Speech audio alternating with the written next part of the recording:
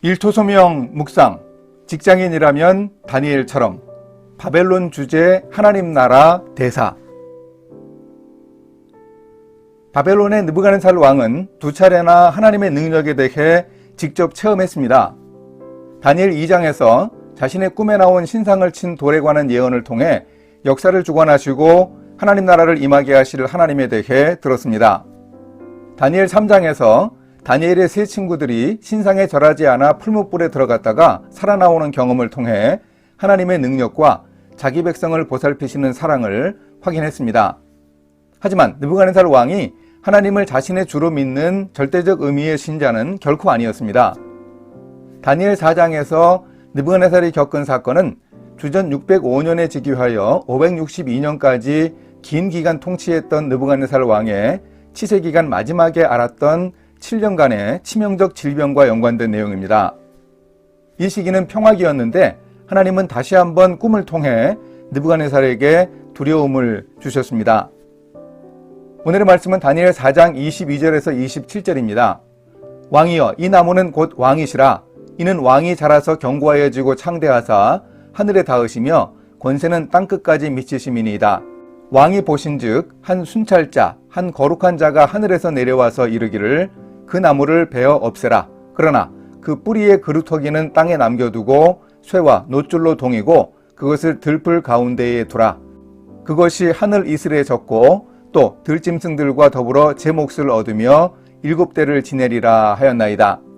왕이여, 그 해석은 이러하니이다. 곧 지극히 높으신 이가 명령하신 것이 내 주 왕에게 미칠 것이라.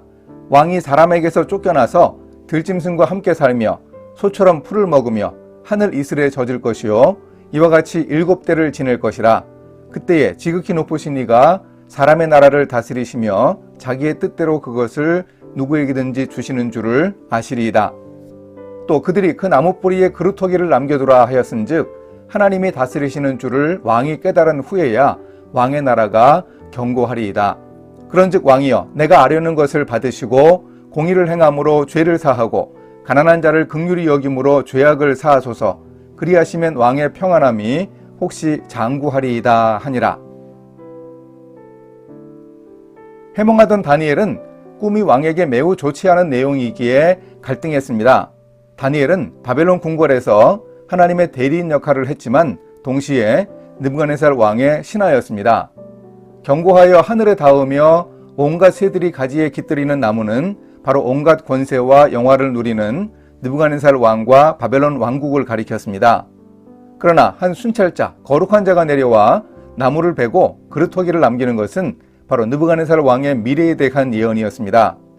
바벨론을 하나님이 다스리시는 줄 깨닫지 못한 왕이 7년간 들짐승과 같이 들에서 지내는 병에 걸린 후에야 결국 하나님을 깨닫게 된다는 해석이었습니다. 왕의 꿈에 담긴 해석의 내용을 가감없이 모두 이야기한 다니엘의 태도에서 우리가 배워야 할 점이 있습니다. 모든 사실을 다 이야기한 후에 다니엘은 이렇게 말하고 있습니다. 그런즉 왕이여, 내가 아뢰는 것을 받으시고 공의를 행함으로 죄를 사하고 가난한 자를 긍휼히 여김으로 죄악을 사하소서. 그리하시면 왕의 평안함이 혹시 장구하리이다. 단호하게 하나님의 뜻을 전하면서도 단서를 달고 있습니다. 왕이 하나님을 인정하면 하나님의 계획이 바뀔 수 있다는 가능성을 제시하며 왕에게 회개를 촉구했습니다. 하지만 다니엘의 회개 권유를 받아들이지 않았던 느부갓네살 왕은 1년 후 다니엘이 예언한 희귀한 질병에 걸렸습니다. 왕은 7년 동안 왕궁에서 쫓겨나 생활했는데 소처럼 풀을 먹으며 머리털이 독수리 털과 같이 변하고 손톱이 새의 발톱같이 변하며 험한 세월을 보냈습니다. 다니엘의 예언대로 7년이 지난 후 다시 왕위에 복귀했습니다. 정치마당의 현실로 보면 불가능해 보였으나 하나님의 말씀대로 왕위에 복귀했습니다. 느부갓네살 왕은 자기가 마치 바벨론의 역사를 주관하는 줄 착각하며 행동했으나 헛된 경험을 하고 나서 결국 하나님을 찬양할 수밖에 없었습니다. 바벨론 왕국에서 제왕적 권력을 가진 사람은 느부갓네살 왕이었지만 왕국을 실제로 주도하는 사람은 다니엘이었다고 볼 수 있습니다. 다니엘은 바벨론에 주재하던 하나님의 정권 대사였습니다. 하나님이 다스리시는 바벨론을 움직이게 하는 실세였습니다. 이렇게 다니엘은 그의 일터에서 선지자의 사명을 다했습니다.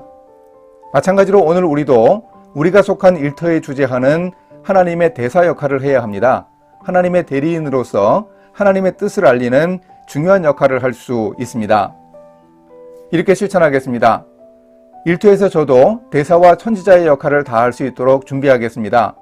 회사의 미래와 나아갈 길에 대한 하나님의 뜻을 전하겠습니다. 다니엘이 느부갓네살의 교만을 지적하듯 비리와 잘못에 대해서도 지적할 수 있도록 돌이켜 회개하여 하나님의 용서를 받을 수 있는 은혜의 길을 제시할 수 있게 노력하겠습니다. 함께 기도하십니다. 역사를 주관하시는 하나님, 다니엘처럼 저도 일터의 문제점이나 미래의 비전에 대해서 하나님의 뜻을 알리고 지적할 수 있도록 인도해 주소서.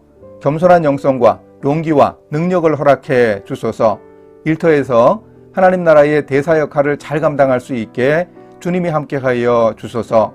예수님의 이름으로 기도합니다. 아멘.